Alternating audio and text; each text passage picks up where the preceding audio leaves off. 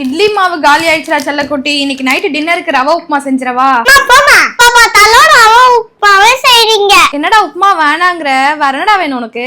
இன்னைக்கு ஒரு நாள் ஆச்சுன்னா ரவை தோசை செஞ்சு தரீங்களா?